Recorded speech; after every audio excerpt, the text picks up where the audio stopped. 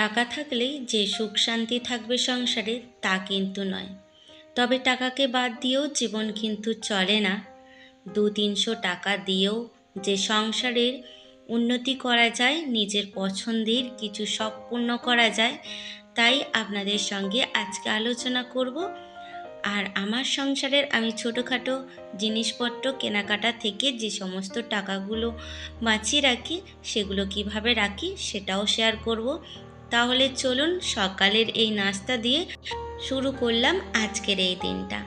নমস্কার বন্ধুরা, আমি অনু, হ্যাপি লাইফ উইথ অনুর আরও একটা নূতন ব্লগে আপনাদের সকলকে জানাই মন থেকে অনেক অনেক স্বাগত। কেমন আছেন আপনারা? নিশ্চয়ই খুব ভালো আছেন। সকাল সকাল এই যে ধোঁয়া ওঠা আলুর দম, সাথে 1 কাপ চা আর 2টো রুটি নিয়ে বসে পড়েছি নাস্তাটা করে নিতে। সকলের নাস্তা খাওয়া হয়ে গেছে, যে যার মতো বেরিয়ে গেছে। এবার আমার পালা, খেয়ে দিয়ে লেগে যাব যুদ্ধে। না না, ঢাল তরোয়াল দিয়ে যুদ্ধের কথা বলছি না, এই যে সংসারের বাকি সারা দিনের যে কাজকর্মের যুদ্ধ চলে, সেই যুদ্ধের কথাই বলছি। সকালে এক পোস্ত তো হয়েই গেছে যুদ্ধ, তারপরে একটুখানি জল নাস্তা খেয়ে একটু রেস্ট নিয়ে তারপরে লেগে পড়লাম আরও একবার কোমর বেঁধে। তবে এইটুখানি উদ্ধার করতে পারলেই মোটামুটি সারা দিনের কাজকর্ম একটুখানি রেহাই পাওয়া যায়।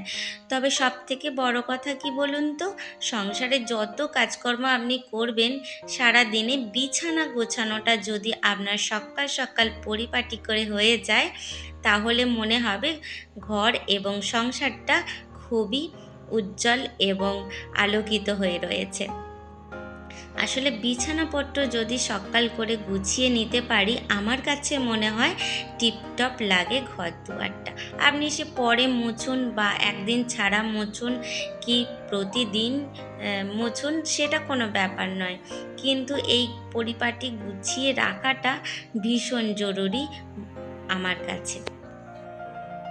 তবে নিচের ঘরগুলো কিন্তু প্রতিদিন মুছি, আর ওপর ঘরগুলো একদিন ছাড়া মুছি।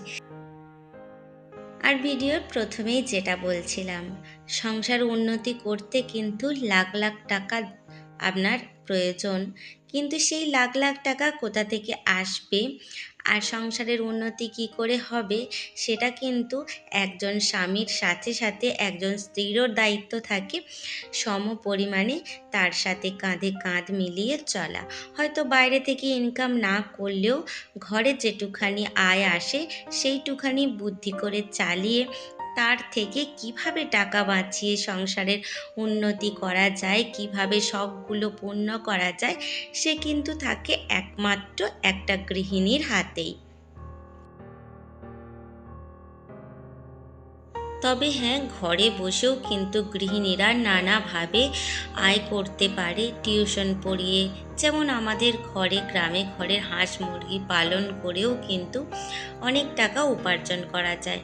ছোটোখাটো জায়গায় একটু সবজি বসিয়ে যদি সেই সবজি থেকে ঘরের চাহিদাগুলো পূরণ করা যায়, তাহলে কিন্তু অনেক টাকাই বাঁচানো যায়। যেহেতু আমরা গ্রামে থাকি, আর সবজি পাতি সত্যি কথা বলতে আমাদের না কিনলেও চলে, শুধু মাছ ডিম মাংস এগুলোই কিনতে হয়।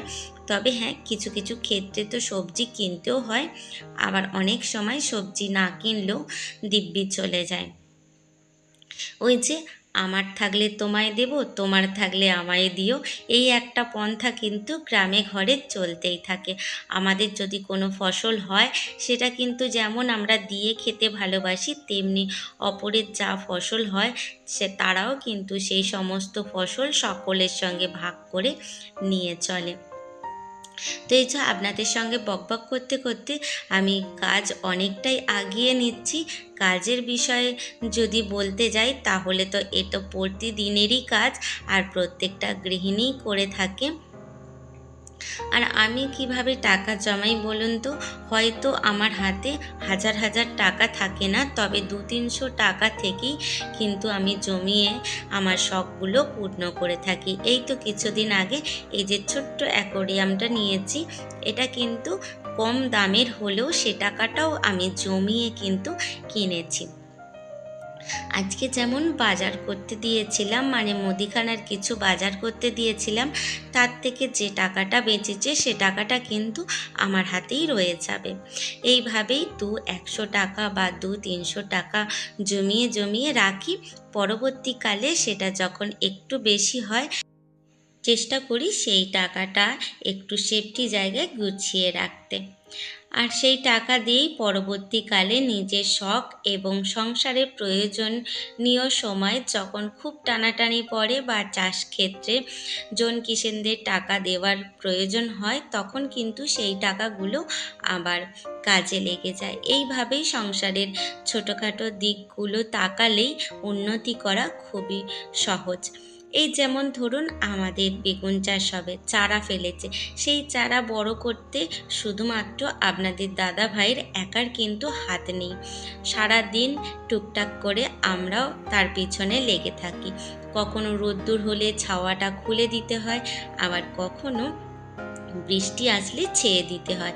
এই যে জামা কাপড় শুকনো করতে দিতে চলে এসেছি, আর কালকে মানে আধ ভেজা জামা কাপড় কিছু ছিল, সেগুলোই দিচ্ছি। আর আপনাদের বলছিলাম যে বেগুন চারা ফেলেছে, এই যে পাশে সাদা পলিথিন পেপারটা দেখতে পাচ্ছেন, এর নিচেই কিন্তু চারাগুলো ফেলা আছে। যেহেতু মেঘলা আছে সেই জন্য ছেয়ে রেখেছি, আর যদি একটুখানি রোদ্দুর হয় তখন খুলে দেব। আচ্ছা আচ্ছা, আপনাদেরকে নিশ্চয়ই দেখাবো কেমন করে বেগুন চারা ফেলা হয়েছে।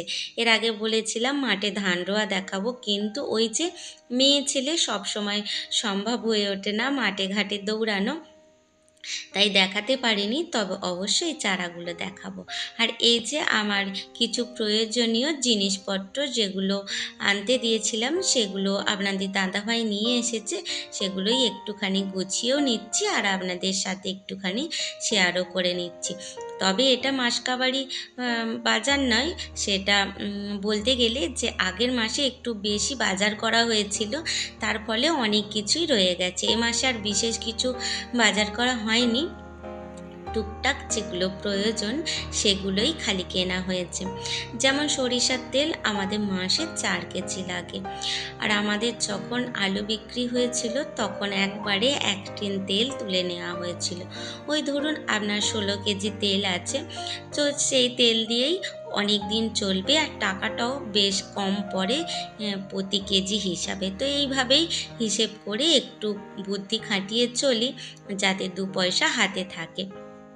এই যে ফর্দটা দেখেছেন, এই ফর্দটা কিন্তু আপনাদের দাদা ভাই একদম রোল করে টাকা সমেত আমাকে এসে ফেরত দিয়েছে। তো সেটা নিচেই ছিল, ভাবলাম যে ওপরে নিয়ে এসে একটুখানি মিলিয়ে দেখে গুছিয়ে রেখে দিই। আসলে কত কি দাম ফেলেছে সেটাই একটুখানি দেখে নেওয়া, তাছাড়া অন্য কিছু না। আপনারা চাইলেও কিন্তু এইভাবে একটু একটু করে টাকা রাখতে পারেন। আসলে আমরা যেহেতু মধ্যবিত্ত, অঢেল ইনকামও নেই আর অঢেল জমানোর কোনো রাস্তাও নেই। হয়তো অনেকদের আছে হাজার হাজার লাখ লাখ টাকা, তবে আমার এই যে হাতে দেখছেন 200-300 টাকা, এই 200-300 টাকাই জমিয়ে জমিয়ে কিন্তু আমি আমার প্রত্যেকটা সংসারের জিনিস বলুন, প্রত্যেকটা শখ বলুন, পূর্ণ করে থাকি। আমি টাকা জমাতে ভীষণ ভালোবাসি। আর সত্যি কথা বলতে, টাকা জমানো একটা নেশা, জানেন তো। সে 200 টাকা হোক, 10 টাকা হোক বা 5 টাকা হোক, যাই হোক, এইভাবেই চলে আমার সংসার এবং জীবনের হিসেব। যাই হোক, ছোটোখাটো এই সংসারের জীবনে যতটুখানি শিখেছি ভাবলাম আপনাদের সামনে তুলে ধরি। যদি কোনো ভুল ত্রুটি করে থাকি ক্ষমা করে দেবেন, আর যদি ভালো লেগে থাকে একটা অবশ্যই কমেন্ট করে জানাবেন। আর নতুন বন্ধু যারা আজকে প্রথম ভিজিট করছেন, যদি কোনো অংশে ভিডিওটা ভালো লেগে থাকে তাহলে চ্যানেলটা সাবস্ক্রাইব করে আমার পাশে থাকতে পারেন, আর কমিউনিটিতে একটা মিষ্টি কমেন্ট করে যেতে পারেন। আজকে শুধু করেছিলাম ডিমের ঝোল, আর কিছু রান্না কিন্তু করিনি। অনেক কাজকর্ম করেছি, বাজারঘাট গুছিয়েছি, অনেক ব্যস্ততার মধ্যে ছিলাম। আর কিন্তু অনেক মেঘ ধরেছিল, জানেন তো। একটু যেই খাওয়া দাওয়া করে শুতে এসেছি, দেখেছি যে আকাশ ভেঙে মেঘ আসছে, জানালাটা দিয়ে প্রচুর পরিমাণে হাওয়া দিচ্ছিল।